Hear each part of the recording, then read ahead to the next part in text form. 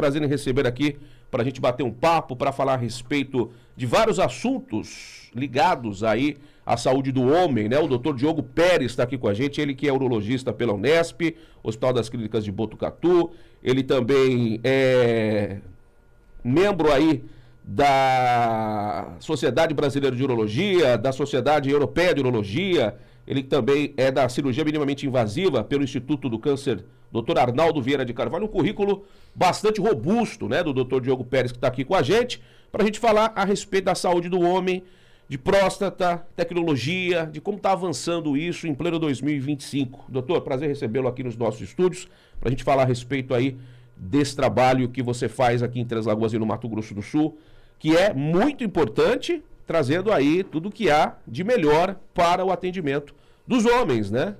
No geral, falando de urologia especificamente. Bom dia. Bom dia, Henrique. Bom dia, Igor, Lucas e a todos que estão ouvindo. Agradeço o convite aí da gente estar realizando essa conversa. Isso aí. Doutor, bom dia. Muito obrigado pela sua presença aqui na Jovem Pan. Doutor, assim, para a gente já começar logo do início, como diz o velho ditado, né? Quais são os principais avanços, assim, os mais recentes tratamentos contra o câncer de próstata graças à cirurgia robótica? Certo. Hoje em dia, com o avanço das técnicas cirúrgicas, né? Tudo começou lá atrás com a cirurgia aberta, avançamos para a videolaparoscopia, onde através de pequenos cortes conseguíamos fazer a mesma cirurgia com menor trauma cirúrgico, uma recuperação mais precoce, e avançamos para o mais moderno da atualidade no tratamento cirúrgico, que é a cirurgia robótica, né? Através da cirurgia robótica nós temos uma visão 3D ampliada em alta resolução e os movimentos das pinças simulam os movimentos dos nossos pulsos, dos nossos punhos. Então a gente consegue atingir nos mínimos detalhes de secções que antes não eram factíveis ali através de grandes cortes, né?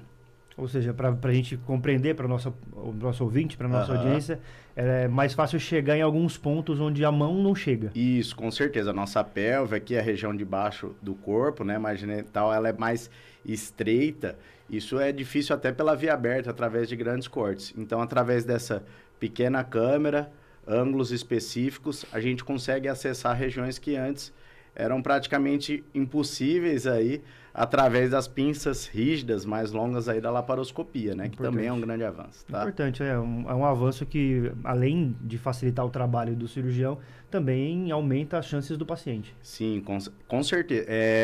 Para o cirurgião é muito mais ergonômico, aí a gente trabalha sentado, né? Praticamente com pedais e manoplas, aí alterando, fazendo a nossa cirurgia. E para o paciente a recuperação é muito mais precoce, com menor taxa de sangramento, tá? E aí a gente já chega falando a respeito, né, de assuntos envolvendo aí o câncer de próstata, né? O nosso chat, o Pedro Tomé, o Lucas Tembe, o Pedro Tomé tá dizendo aqui quais são os sinais que devo ficar atento a procurar um médico, né? A gente fala da cirurgia, mas a cirurgia já é a segunda parte da coisa, né? Quando a situação toda já está bastante avançada e que o médico fala, não, vamos lá, você vai ter que, obviamente, agora passar por um procedimento cirúrgico, né? Mas antes disso, tem todo um cuidado, uma prevenção que o homem tem que ter, e o homem é mais bruto, né? Mais chucro, né? Mais, não vou no médico, só vai quando de fato tá morrendo, né? E assim vai. Queria que você falasse um pouquinho e respondesse o Pedro. Perfeito. O homem, ele é mais teimoso, é muito importante a gente voltar num básico bem feito, sim, né? O câncer de próstata, tirando o câncer de pele, é um dos cânceres mais comuns no universo masculino, né? E na maioria dos casos, ele começa sem sintomas, assintomático. Então, uma coisa que é preconizada por todas as sociedades de urologia, né? Que são as entidades mais respeitadas, é o rastreio para a detecção precoce, que é sempre com o exame de toque e o exame de PSA, que é o exame de sangue. A partir daí, a gente define o tratamento. Quanto mais precoce, mais fácil o tratamento, mais fácil da gente atingir a cura. Porque vale a gente ressaltar que toda essa tecnologia, todo esse tratamento cirúrgico, ele é válido para o caso localizado, onde o câncer ainda não se espalhou. Tá? E aí as pessoas, obviamente, precisam se cuidar. A questão das idades, né? Teve alterações aí ao longo de décadas, mas Como é que está hoje 2025, quando o homem ele precisa começar aí a realizar os exames? E o PSA, ele é a porta de entrada, vamos colocar assim? Se der alguma alteração, aí tem o toque, ou não, o toque ele é o premium, né? Que vai detectar mesmo. Como é que está hoje essa questão, doutor? Perfeito. Hoje, assim como antes, o que é válido é sempre o conjunto, combinar tanto o toque quanto o exame de PSA. Temos tumores que não alteram o exame de sangue, temos tumores que não alteram o exame de toque. Então, a gente combinando, a gente começa aí a falar em mais de 80% de chance de detecção precoce para atingir o tratamento. Em relação às idades, é importante a gente ressaltar o que as sociedades de urologia europeia e americana recomendam aí aproximadamente, tá? É claro que isso é individual, uma conversa com o seu médico, urologista, mas a princípio, a partir dos 50 anos, todo homem, certo? Sem exceção. Sem exceção. E pacientes com história familiar positiva, ou seja, um parente do primeiro grau, pai, irmão, deve começar esse rastreio antes. E história da raça negra também temos maior chance, então é recomendado 45 anos de idade a gente começar. Se o seu familiar teve um câncer de próstata mais atípico, um paciente mais novo, por volta aí dos 40 anos, vamos assim dar um exemplo, é recomendado 10 anos antes a gente iniciar esse rastreio no parente em questão. Importante. Doutor, falando especificamente a respeito da doença em si, né? Todo diagnóstico de câncer, ele necessariamente precisa de um tratamento ou não? Eu falo assim, caso de benignos e malignos, obviamente. Isso. Vamos definir então a questão do câncer, né? Sim. O câncer é um tumor maligno. O que é ser maligno? É a chance disso espalhar, não crescer só localmente. Então, um câncer de próstata não tratado, ele vai se espalhando primeiro localmente e depois para o corpo. Ossos, fígado, pulmão, certo?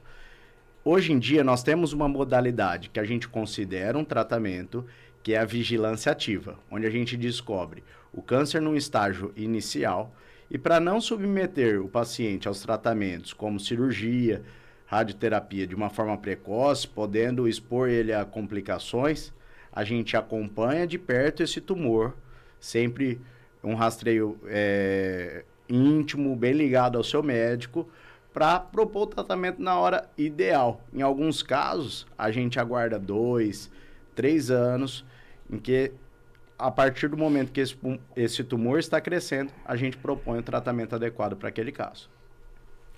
E aí a gente sabe que é importante a prevenção em todos os sentidos. Bom, cirurgia laser para o aumento de próstata, né, que é realizada aqui em Três Lagoas, a Roll-Up, é isso? Isso. Como é que funciona? Roll-Up é uma modalidade de tratamento, mas não para o câncer de próstata, para o aumento da próstata. Como funciona? Através do canal da urina, sem cortes, utilizamos o mesmo laser que a gente usa para fragmentar o cálculo renal, só que em uma intensidade mais forte, mais potente, e a gente retira essa parte aumentada da próstata que obstrui a urina, trazendo consequências aí para a saúde urinária do homem, né? E não é o câncer, né?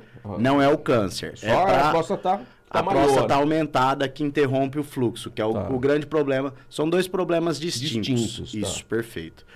Tá, mas aí pra gente entender, o que são os fatores, por exemplo? São dois assuntos distintos, mas já que entramos nesse assunto aqui, vamos seguir nele.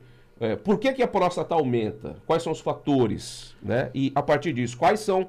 Você citou um problema da questão da urina, que tem dificuldade em passar, porque a próstata tá maior, e aí tem que entrar com esse procedimento.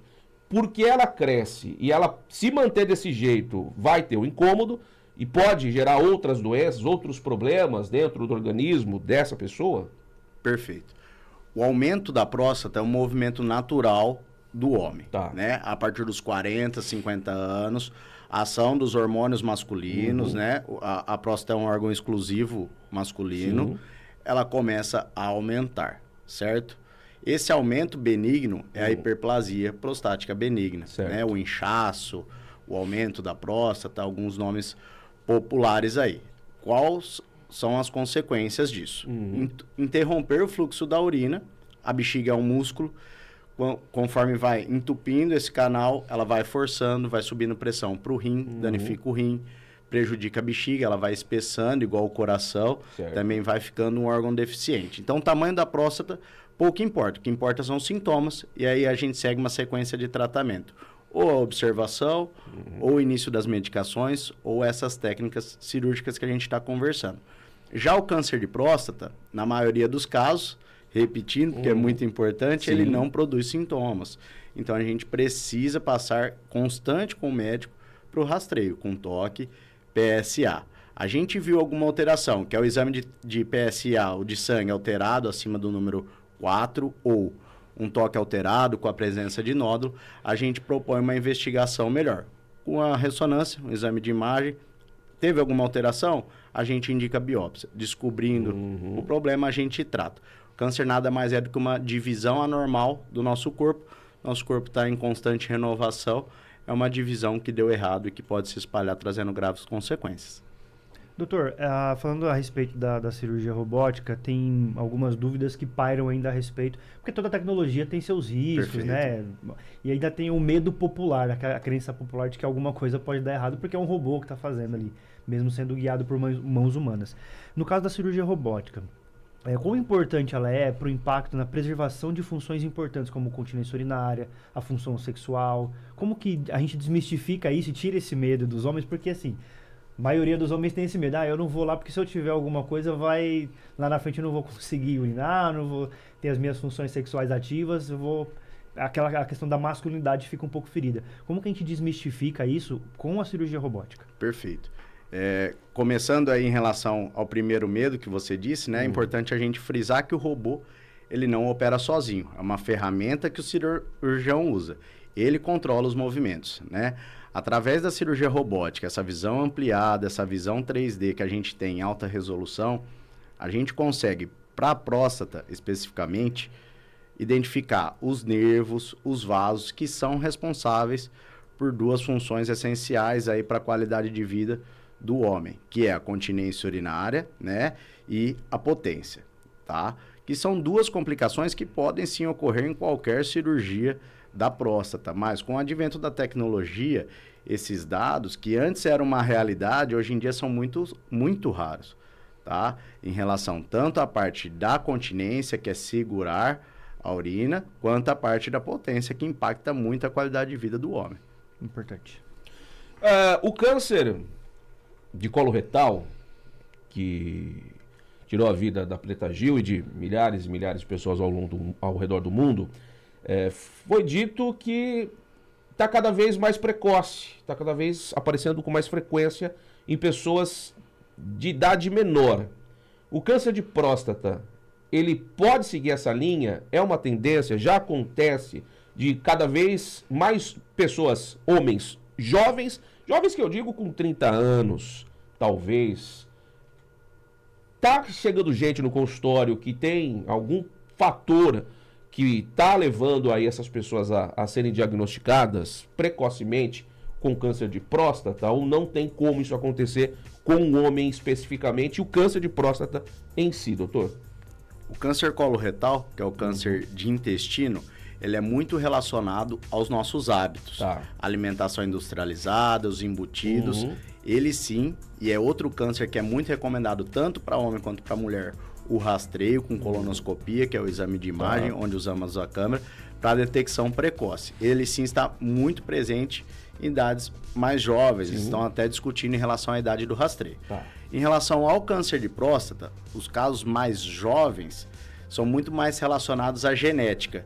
Então, se você tem um familiar com câncer de próstata, é muito importante que você vá precocemente, jovem ainda, no urologista para discutir com ele o específico para o seu caso, porque o câncer de próstata, é claro que a obesidade tem sua influência, alguns fatores metabólicos, como em todo câncer, mas ele é muito relacionado à detecção precoce para sucesso aí na cura, né, que é o melhor cenário que a gente quer em relação à cirurgia ou qualquer modalidade de tratamento. Quando a gente falar de grau de parentesco, a gente está falando de meu pai teve, meu tio teve, alguém, um primo de primeiro grau teve, ou de segundo grau, ou de terceiro grau, alguém da família, mas que eu não tenho tanto contato, né? É primo do primo, enfim, teve.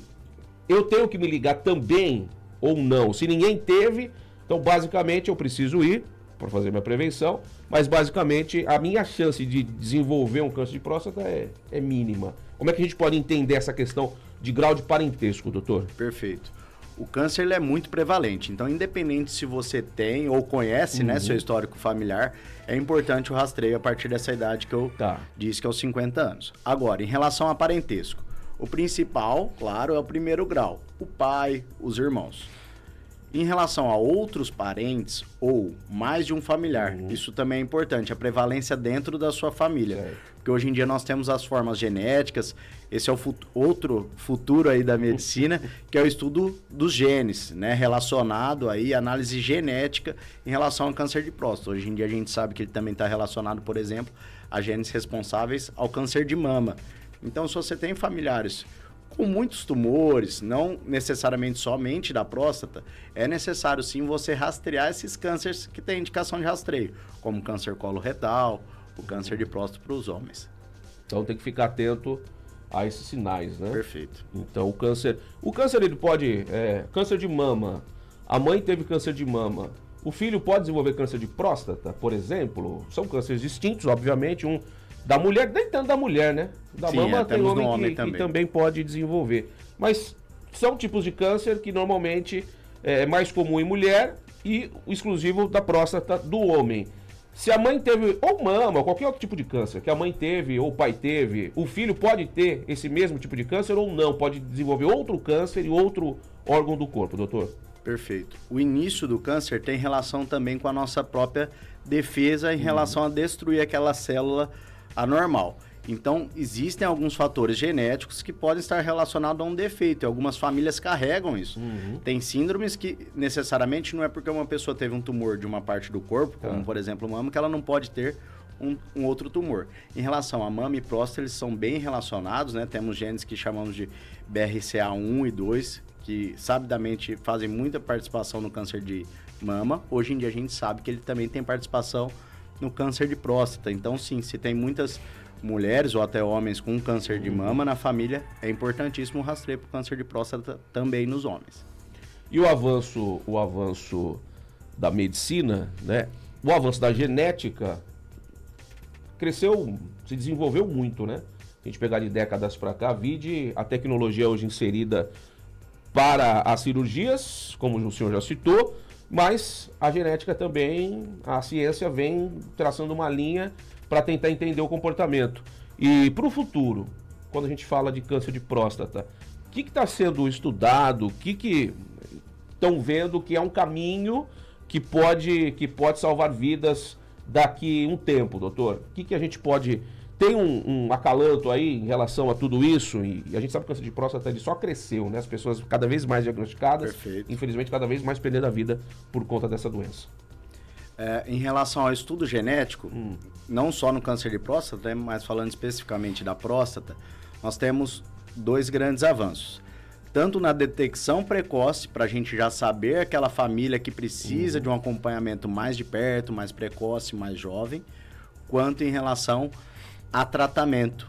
Hoje em dia, discute-se até se não vale a pena a gente ser ou mais ou menos invasivo a depender do tipo de tumor que aquela família carrega. Outra coisa é nos tumores mais avançados, a gente, através do tipo de gene que ele expressa, a gente consegue avaliar qual medicação vai responder melhor. Isso já é até uma atualidade aí dos estudos em relação ao Brasil, né?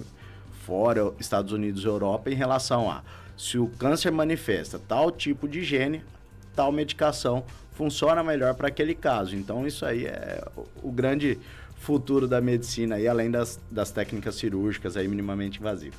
Pois é, parece que é um negócio complicado, né? Parece que a indústria, de um lado, trabalha, a alimentícia trabalha de outro, de um jeito, para que as doenças elas persistam e cresçam, e a indústria farmacêutica, ela vem com, né, o antídoto para combater isso, e muitas vezes a gente vê que a indústria alimentícia está ganhando essa guerra, né? Porque Cada vez mais as pessoas estão doentes por conta de problemas gerados pela alimentação ruim, que a gente não tinha antigamente, né, doutor? Infelizmente é algo que parece que cada um precisa se cuidar individualmente, né? Somos indivíduos únicos, mas que a gente precisa se cuidar. Os caminhos são os mesmos, né? Cada um vai optar aquilo que acha que é mais convencional.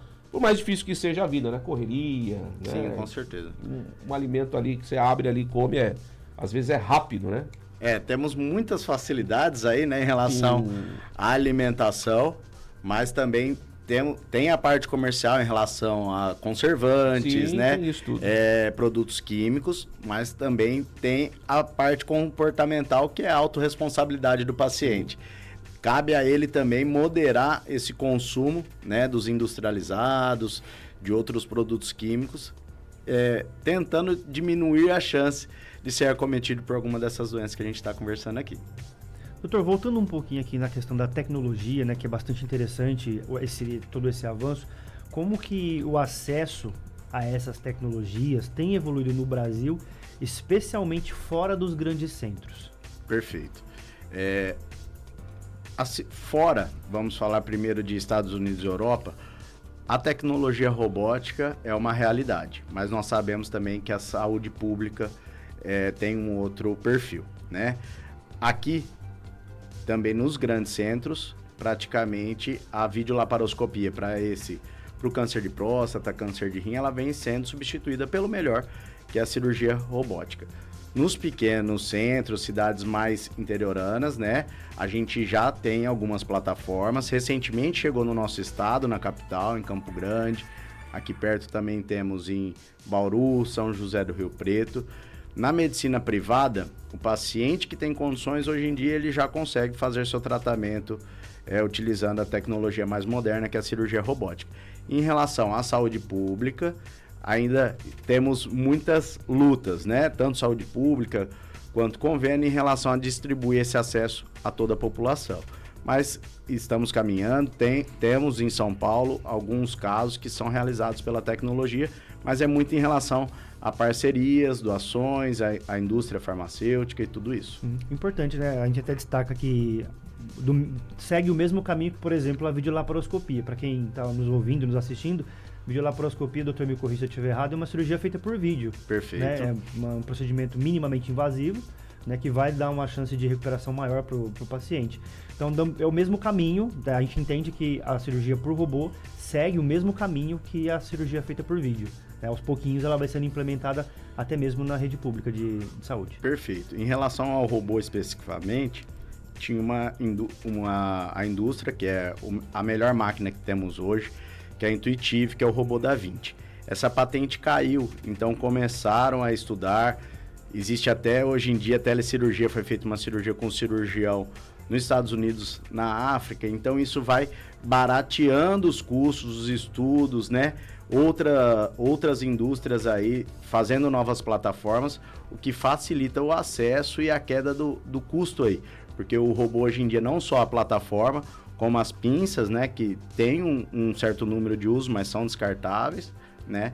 E o treinamento de toda a equipe, não só do cirurgião, que tudo isso envolve custos aí. Porém, a recuperação precoce, a menor taxa de complicações também deve ser levada em conta, porque isso diminui o custo em relação aos dias do paciente internado, né? A recorrência desse tumor, né? Então, tudo isso deve ser levado em conta, porque às vezes vale a pena a gente investir um pouco mais na tecnologia para ter um menor custo em relação a complicações e consegue fazer um giro maior de atendimento. Perfeito. Doutora, eu queria agradecer a sua presença aqui com a gente. Você é especialista em várias áreas, pedra na vesícula, problemas ligados à bexiga e a saúde do homem em si, infertilidade e dentre outros, né?